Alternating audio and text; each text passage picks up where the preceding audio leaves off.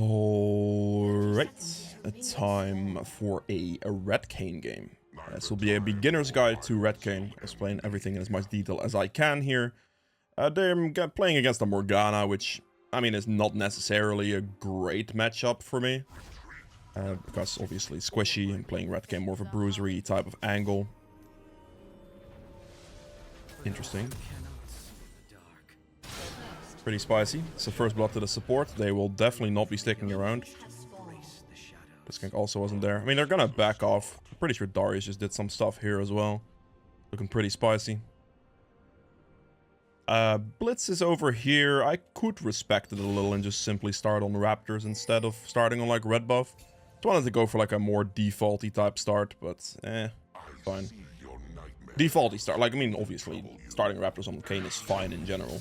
Auto attack the group, make sure the dash and the swipe both land on the camp. That's pretty important because both of them do a significant amount of damage. And you do not want to be wasting those.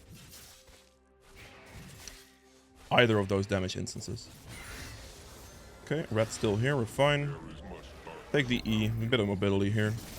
Go for Krugs first, since now we're committing to a bit of a different type of sequence.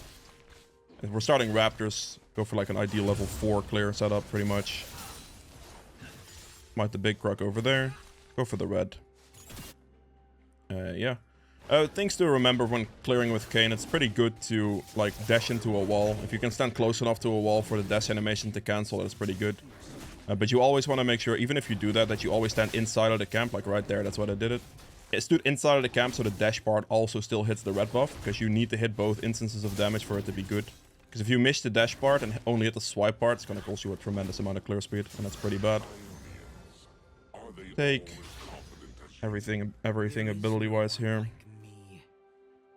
Get a bit of healing out of this. Okay. My goal here is to just look for a full clear. I also always try to look to clear towards like the champions that are gonna give me the most likely orbs that I need, right? So in this case, Darius is gonna give me orbs, Silas is gonna give me orbs, so clearing towards top side is pretty good. Compared to like clearing towards an Ashe that is a ranged champ, gives me blue orbs, it's less ideal. Doing Gromp first for a potential better respawn on this in the next clear. We see Morgana on the map currently. Okay. Spicy. Lux actually gets that kill. Lux is definitely dead though, like there's just nothing I can do for her. But she does get the kill. Morgana gonna go for this. Something to note about Morgana right there is that Morgana does not have red buff. So that actually tells me a large amount of information that I could use. Because now all I really have to do is go for Morgana's red buff. Especially when she's running towards bot side. Okay. 18 CS. I mean, red's still here, so we're going for it. Thank you, Morgana. Sure. This is one of those things where like you can just oh, wow. Okay. You can literally just look at that and just get a nice, like, bit of information to know if you can do stuff like this. I can take the red, and obviously, because of the CS numbers, the Krugs are also still up, so I can take those as well. Like, I might as well kind of do this. Obviously, I'm leaving my Raptors and my Krugs with a Raptor start. This is not great, and I would not have really done it for anything less than a red buff, if that makes sense. Because now, like, me getting red buff there is actually pretty huge. I'm not looking to dive this. I'm looking to like reset and get those camps right there. So that's what I'll be going with. Okay. Basically, the way you want to build after the buffs they made to Kayn is you just want to build HP and damage to make it as easy as possible. It's going to make you pretty tanky and the damage is going to kick in for the passive to get extra healing and stuff like that. So that is what you want to look for. Ooh, I might have to go for this bot gank. Morgana's top lane. This guy's low HP, so I really kind of have to go for it. It's pretty free, I would say, because I can walk over this wall. Let's go in on the Ashe first. There it goes. Ashe is like the lowest HP target. Model is in a worse position. Ashe 4 in front of him. Keep auto-attacking him. And there he goes. Perfect. That was beautiful. Let's just shove out the wave at this point. Good. Absolutely beautiful. Large amount of orbs. In this instance, I am most likely losing Void Grubs, but that's fine. If a gank like that appears, we just obviously kind of have to go for it. I would like to, at this point, get a large amount of orbs to finish my form out of the Darius. Because, yeah, I need to get red form, ideally, as my first one. So if I can get, like, a kill on Darius or Sylas, that's what I'm looking for those melee orbs. Sylas just kind of died, okay. Other items you could, like, start out with. It's obviously not 100% certainty yet. It's, like, the first day after the new patch. But I really think that, like, Stridebreaker first item might be a very good shout for Red Kayn as well. Obviously, going something like Spear of Shojin first item, like I'm going for right now, is just, like, increase in spell damage. And the ability haste it provides, which provides you more sustain in the process. Okay, fair enough, Morgana. It like, gives you more sustain in the process, and it gives you the, like ability haste, ability damage. Red Kayn is a bit of a caster type champion, so it's pretty good.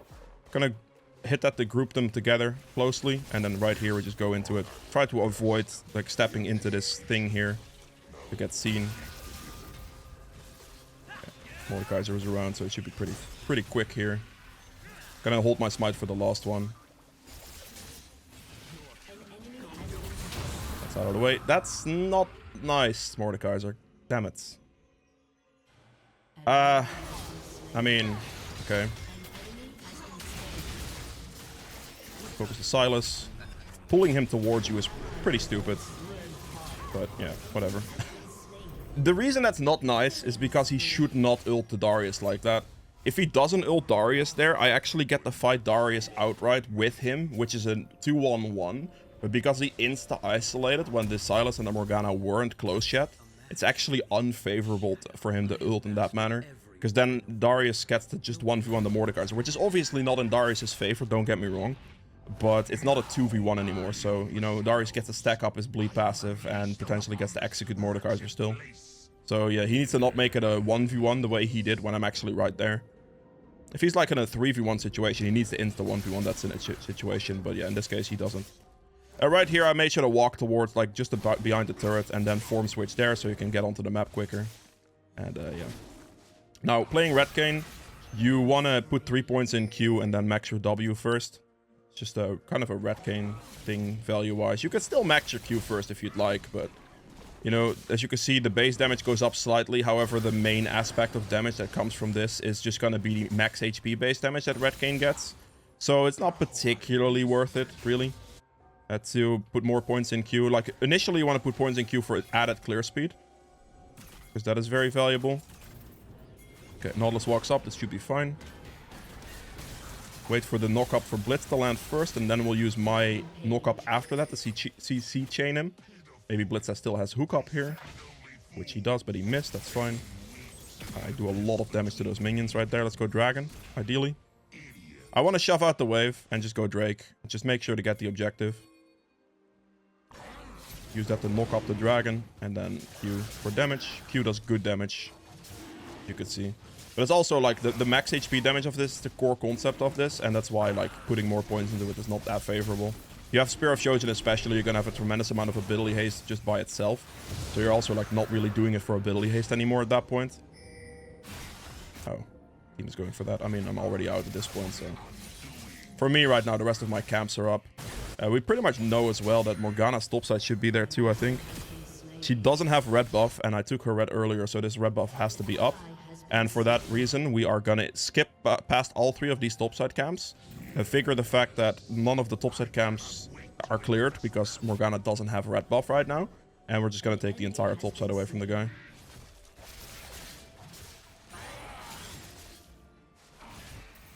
Yep. So we're gonna take everything here. That's a big kill. Lux is gonna get that one. Yep. Lux is getting quite hefty on the kill. So, I mean, my bot lane's losing quite badly, but... I say quite badly. Lucian is not in a favorable spot. The top lane is doing quite well. I am doing quite well. Morgana's not necessarily weak, though. Yeah. Still relatively even. Bit ahead on our side, obviously, but yeah. Now, taking these camps here is just a big thing I can do. I know exactly where Morgana is, and I know that this is up.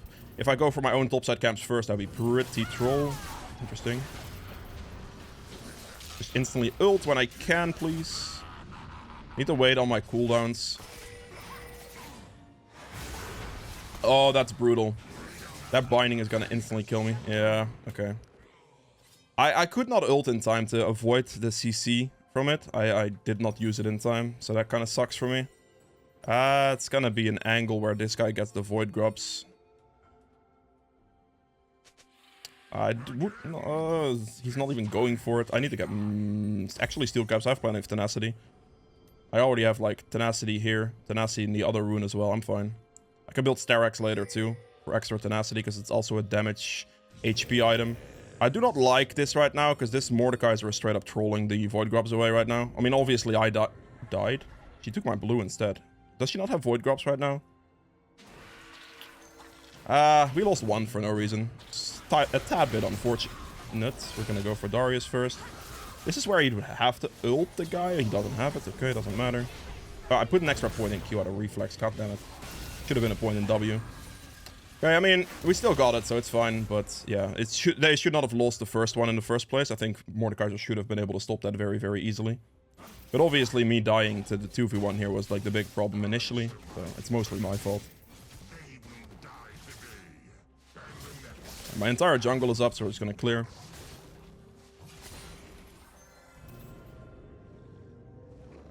My Lux is very strong, actually. Silas is not having a good time. Okay. Morgana's down there.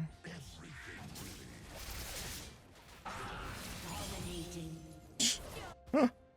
Jesus, man. That Silas is not having a good day. Got spotted by Ash's Hawk shot, sadly. Morgana's over here. Where's it gonna move? It's free. Move over the walls here. Get in a position. That dude's dead. Why? I just reflexed. Put a point into it again. I hate myself. Hit the swipe, insta-ulting. It's fine. Wait for my cooldowns a little bit. Don't instantly go out of your ult. Always try to wait for your cooldowns a bit. Getting your Q and W back is very important for Red Kayn, especially if you're in like those very close teamfight situations. Just getting those back is big. Getting them off cooldown. So always try to like use your cooldowns and then go into your ult. And then wait for your cooldowns and then, you know, play like that.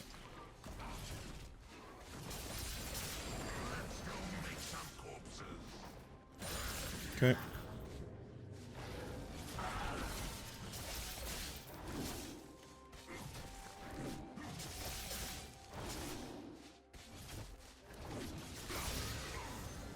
I should have been maxing this first. It's whatever. I just did it out of reflex. It's my bad, obviously. Needs to be 3 points Q and just straight max your W. Okay, in this case here... I mean, we can just go for this. I do not really need the armor penetration that much right now. They are going to be relatively tanky in the future. But you don't necessarily need it as badly right now. I could go like Sundered Sky here, or... I could even go Starax here for the extra tenacity it provides. Stuff like that is all possible. It's just, you know, this is like consistently something you can build for every single time and be kind of fine with that. You have got to be kidding me. Flash over that one real quick. Make sure to not get hit by anything else. I'll finish him off there. Whoa! Okay, I was about to say. Am I gonna die? Nope, we are still alive. Barely. Extra healing increase out of my passive saved my ass there 100%.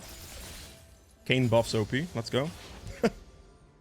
Without those Kayn changes in this patch, I would have died there 100%. But hey. Let's move towards the dragon real quick. That's a pretty good fight though.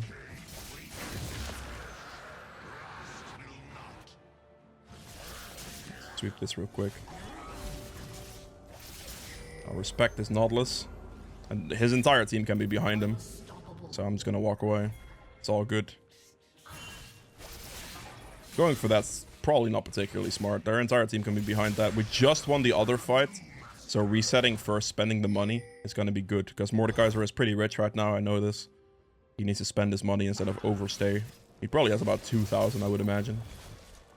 Also, Darius is going to push in top because I'm going to be the one defending that one.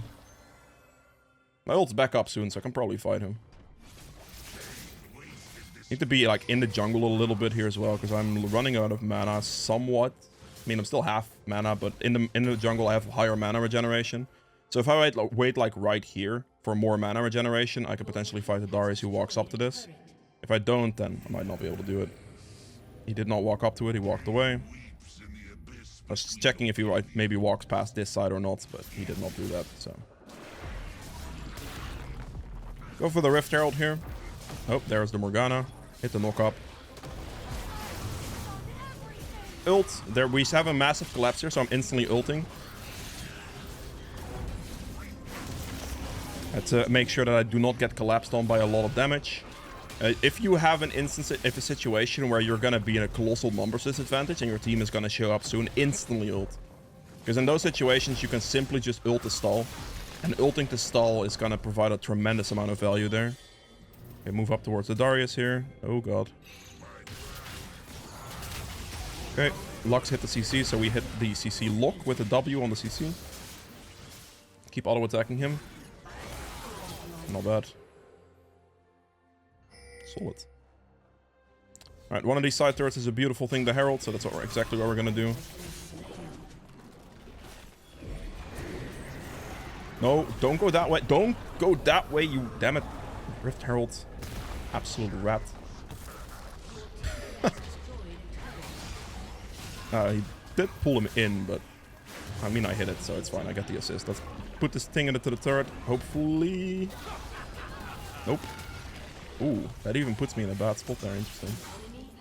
I have a large amount of money right now, so I definitely want to look to reset relatively soon. I can probably dive this guy. Okay, just reposition with my ult there, dash out.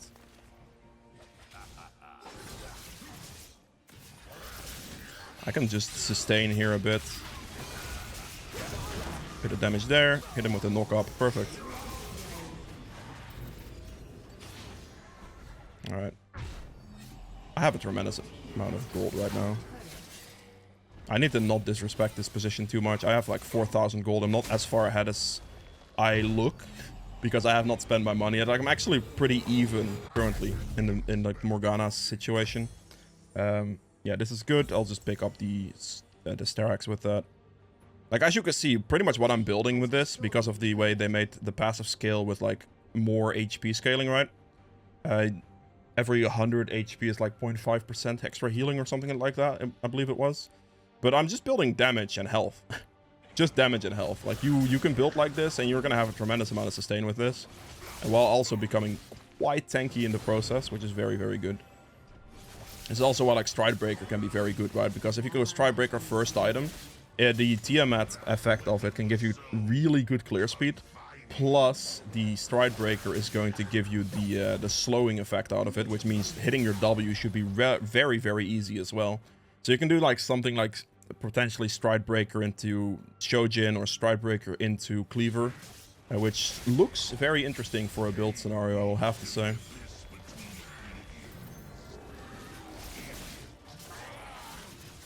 Okay. Just clean through everything. We're trying to wait for basically this dragon respawn time. We're trying to play for that objective right now.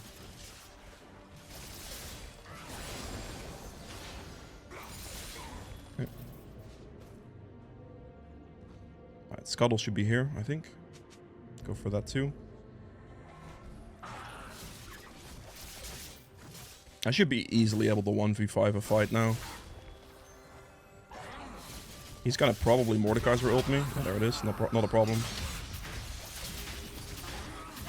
That's one.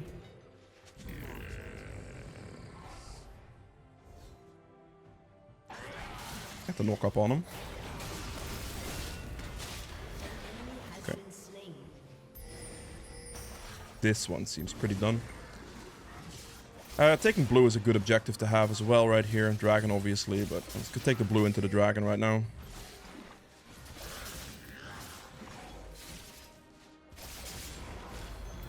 Okay.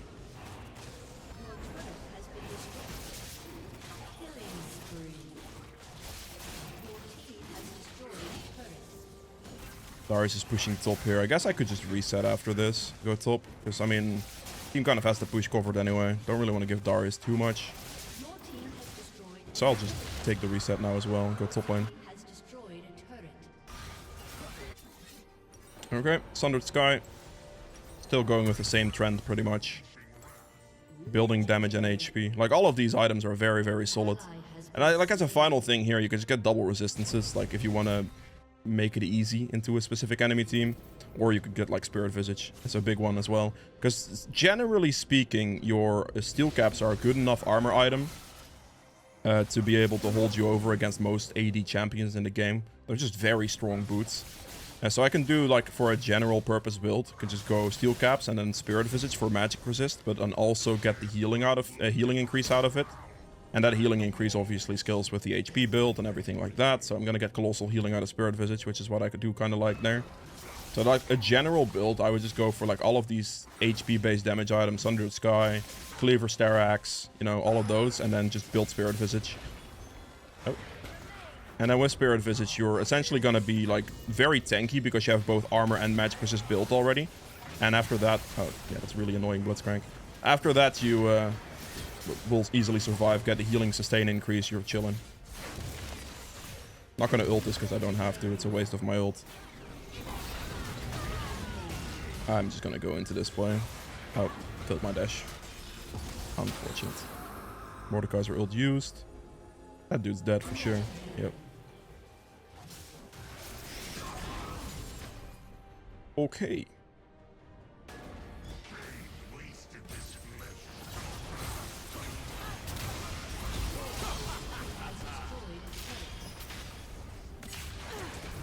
Okay. Instantly ult for the sustain capabilities. Come out of it. Yep, we're chilling. Walk through that to avoid the Nautilus hook, but also to get the healing a little bit. Oh. Put myself behind the wall so I can't get Nautilus hooked. Probably have to be a bit respectful here, eh? Yeah, I'll just be a bit respectful. It's fine. I can go back to my camp and heal off that a little bit.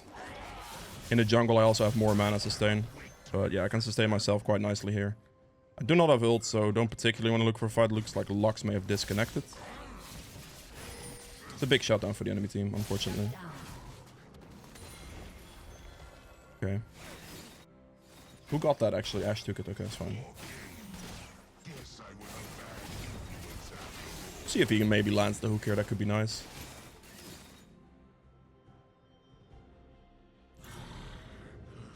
Let's walk through this turret here so we can actually hold on to our E timer. I have my ult soon, so I should be fine.